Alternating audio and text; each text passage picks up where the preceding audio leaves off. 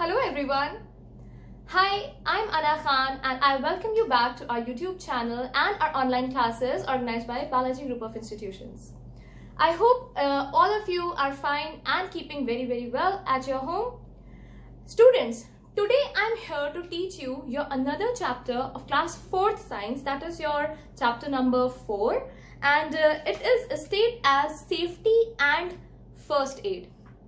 When I said safety and first aid, what is the first thing which comes in your mind, or what are the thing which has just popped up in your mind? Why we are staying at our homes right now? हम सब अपने घरों पर क्यों रह रहे हैं? ताकि हम सब एक वायरस जो दुनिया में बहुत ही ज्यादा वाइड स्प्रेड हो चुका है उससे सेफ रह सकें. So why safety is very important for us? So that हमें अपने घरों में हम लोग ने खुद को लॉक कर रखा है ताकि जो भी बाहर हमारा वायरस है वो हम लोग के लिए अनटच्ड रहे और हम लोग उससे इफेक्ट ना हो. सो इसलिए हम लोग घर में हैं, सेफ हैं. And today I am going to be telling you certain points about the same concept जब आपको अपने घर पर भी रहना है और अपनी सेफ्टी का और ज्यादा ख्याल रखना है. So this is your chapter and the name is safety and first aid. Let's begin. So, the very first topic in your textbook is safety on roads. आप सब अभी बहुत छोटे बच्चे हैं और ये बात आप लोग को शायद पता होगी या आप लोग पढ़ते आए होंगे पहले कि हम लोग को रोड पर बहुत सारे ट्रैफिक रूल्स हैं जो फॉलो करने चाहिए. Why we are supposed to do that? We are supposed to do that so that we don't get ourselves into accidents, we don't get injured, या हमें किसी भी तरीके की कोई प्रॉब्लम ना हो. ऐसा कैसे होता है? क्यों होते हैं accidents? Why does accidents occur? This is all, जिस भी टाइप के एक्सीडेंट के बारे में हम बात कर रहे हैं, it all happens because of certain type of carelessness. जी हाँ, केयरलेसनेस या तो वो आपकी हो सकती है या वो किसी सेकेंड पर्सन की हो सकती है जो आपके कॉन्टैक्ट में आ रहा हो उस पर्टिकुलर वक्त. सो हम लोग को किन बातों का ख्याल रखना है? Whenever we are on road, we have to make sure that we have to follow the traffic rules. ये सबसे ज्यादा इंपॉर्टेंट है. आप सबने अपने प्रीवियस क्लासेस में भी इसके बारे में पढ़ा होगा कि क्या होते हैं ट्रैफिक सिग्नल्स और उनके rules, which I am not going to be telling you now. हम लोग को जिन बेसिक चीजों का ख्याल रखना होगा वो ऐसे हैं. सी, सबसे पहले you have to make sure if you are walking on a road, you walk on the footpath और the pavement provided on the road. Suppose कर लीजिए कि आप किसी ऐसी रोड पर हैं जहां पर ये दोनों ही चीजें नहीं है. Then what you have to do?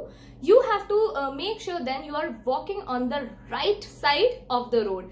And it is very important कि इससे बाकी जो लोग हैं या जिन्हें ये चीजें पता है और ट्रैफिक रूल्स के बारे में पता है, उन्हें पता है कि on the right side of the road a person और अ चिल्ड्रन और एनीवन कुड वॉक और can take a walk. So the next thing which you have to keep in mind is you always have to use zebra crossing for crossing the road. आपको ऐसा बिल्कुल भी नहीं करना होना चाहिए कि आप किसी भी जगह से रोड को क्रॉस कर लें. It's not allowed. Even it is a rule set by traffic rules that you have to only use zebra crossing. आपको पता है जेब्रा क्रॉसिंग रोड पर बहुत दूर से विजिबल हो जाती है. सो एटलीस्ट आपको जो भी कार्स या कोई भी बाइक्स उधर से या रोड के दूसरे एंड से आ रही हैं वो विजिबली आपको देख सकती हैं एंड अपनी स्पीड को स्लो अप कर सकते हैं because you are passing. And अगर आप कभी भी रोड के मिडल से इस चीज को करने की कोशिश करेंगे then it may lead to accidents. Then the third point given in your textbook is you should never play on the road. You should never do that because playing के लिए we always use this park. या आप अपने घर पर खेल सकते हैं या आप अपने पार्क में खेल सकते हैं घर के पास, बट आपके लिए रोड नहीं है. Road is to travel and it is not for playing. The third thing which you have to take care about roads is you have to obey the traffic signals. It is very important. आप देखें कि traffic signal क्या कह रहा है और आप उसी के अकॉर्डिंग अपने मूव्स को प्लान आउट करें. Then we will be talking about safety at home. क्यों जरूरी है कि हम लोग घर पर भी इस सेफ्टी के बारे में सोचें और घर पर सेफ रहने की कोशिश करें. बहुत से ऐसे आप लोग होंगे जिनको लग रहा होगा हम सब घर पर हैं और सेफ ही हैं. सपोज करिए व्हाट इफ आप अपने घर पे टेरेस से नीचे जा रहे हैं और आप दौड़ते हुए चले जाएं and you fall off. It might happen, right? Suppose आपने कोई भी इलेक्ट्रिकल अप्लायंसेस को आपने टच किया and you got hurt with it. Suppose एक आयरन है जिसको आपने ले लिया और आपका हाथ उससे बर्न हो गया, या आप किचन में चले गए and there is a burning flame, आपने कोई ऐसी चीज करी जिससे वहां पर आग लग सकती है, तो हम लोगों को इन सेफ्टी पॉइंट ऑफ व्यूज पे भी ध्यान रखना है कि हम लोगों को घर पर भी सेफ रहना है। एंड सबसे इंपॉर्टेंट चीज है, जब हम घर पे सेफ्टी की बात करते हैं, हमें सबसे ज्यादा केयरफुल कहाँ रहना चाहिए? हम लोग को सबसे ज्यादा केयरफुल रहना चाहिए when it comes to kitchen. Students, आज आप ये चीज सीखेंगे और आप सब अपनी मॉम्स को भी गाइड करेंगे so that whenever they are in kitchen वो इन चीजों का ध्यान रखें। आप अपनी मम्मीज को बताइएगा कि they should never ever wear synthetic clothes when they are working in kitchen. Because होता क्या है, सिंथेटिक जो क्लोथ्स होते हैं वो बहुत ज्यादा फायर प्रोन होते हैं और उनसे उन कपड़ों में बहुत जल्दी आग पकड़ सकती है। तो हम लोगों को हमेशा कॉटन या इस तरीके के कपड़े ही यूज करने चाहिए and we should not actually wear any sort of synthetic clothes in kitchen. Then we have to make sure that whoever is working in the kitchen, they make sure that they are switching off the cylinder and you are not holding any utensils with your clothes, because फिर से क्या होता है कि हम अगर किसी भी अपने क्लॉथ से जो है उन यूटेंसिल्स को पकड़ रहे हैं, it might can catch fire because flame on होती है, बर्नर्स पर ऑलरेडी फायर होती है। उसके लिए हमें बहुत ज्यादा ध्यान रखना जरूरी है।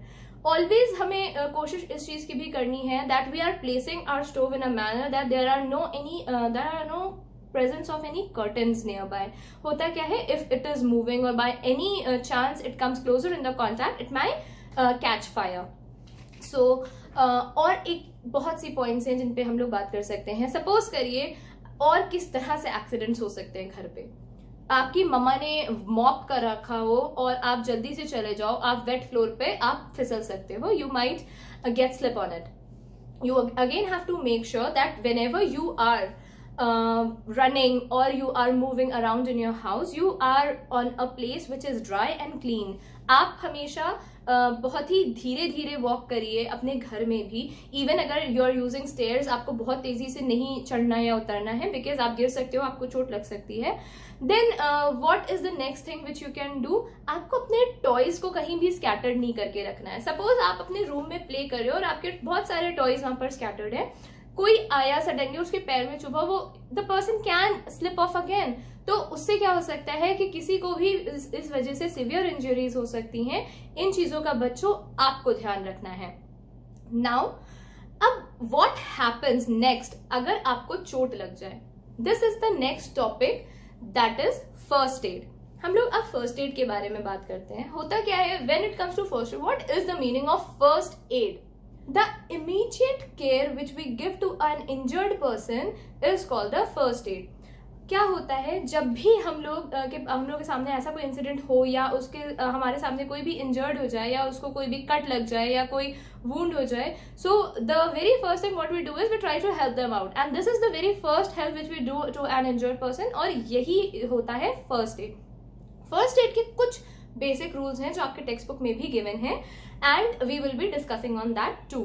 सबसे पहले में क्या करना होता है, we should not try to crowd over the victim. हम लोग को बहुत ज्यादा इस चीज का ध्यान रखना है कि we don't create a crowd over that victim. उससे क्या होता है कि व्हेन इट इज लाइक कि something is happening near me, या कोई भी एक ऐसी चीज मेरे साथ हो गई है और सब लोग हमारे आजू बाजू खड़े हैं, उन सबका फोकस हम पे है, वी ऑल गेट नर्वस और उसकी वजह से हम लोग और ज्यादा पैनिक हो सकते हैं। So the person you are treating वो और ज्यादा पैनिक हो सकता है। So you should not try to do that. Second important thing is you should not be panic. अगर आप किसी को फर्स्ट एड प्रोवाइड करने की कोशिश कर रहे हैं, आपको अपने आप में एक सेल्फ काम मेंटेन रखना है सो दैट जो अदर पर्सन है जो ऑलरेडी इंजर्ड है या परेशान है, वो अपने आप को कंफर्टेबल फील कर सके। So now I be telling you and we will be knowing कि हम लोग कुछ छोटे छोटे चीजें या छोटे छोटे इंसिडेंट्स होने पर किस तरह से फर्स्ट एड प्रोवाइड कर सकते हैं।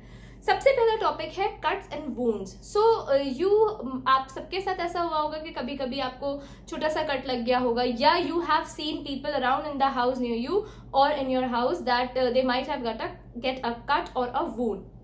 What should we do in that case? सबसे पहले we have to make sure that कि हम उस wound को या उस कट को टाइटली प्रेस करें एंड उस ब्लीडिंग को स्टॉप कर सकें। And as soon as you do this, आपको उसको एक एंटीसेप्टिक सॉल्यूशन से क्लीन करना है और उसके बाद उस पर एक एंटीसेप्टिक क्रीम लगानी है and you have to make a covering with a cotton bandage. ये फर्स्ट एड टिप है, इसको आप जरूर याद रखें। इन केस कभी भी नेक्स्ट ऐसा आपके सामने हो तो आप जरूर से इसको फॉलो अप करें। Next thing is fainting. Fainting क्या होता है? What does the word fainting means? Fainting means बेहोश हो जाना या अनकॉन्शियस हो जाना, या आपके सामने सपोज करिए किसी को चक्कर आ गया और वो गिर गया, वो बेहोश हो गया। This particular condition is known as fainting. इस सिनेरियो में हमें क्या करना चाहिए?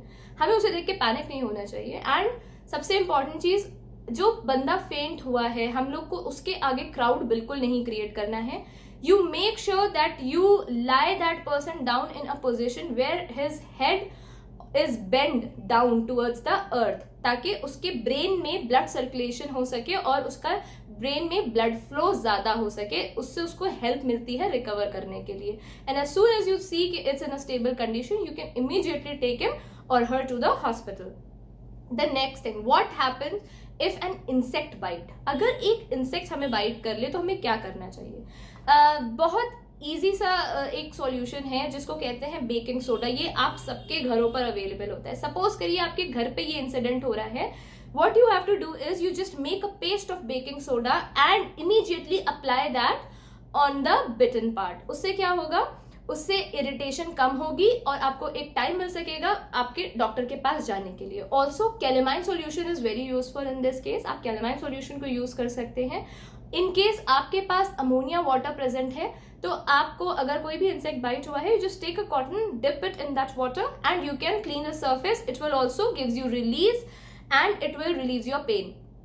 Then in case of minor burns, here I'm not talking about major burns, I'm talking about minor burns. What one should do in a minor burn?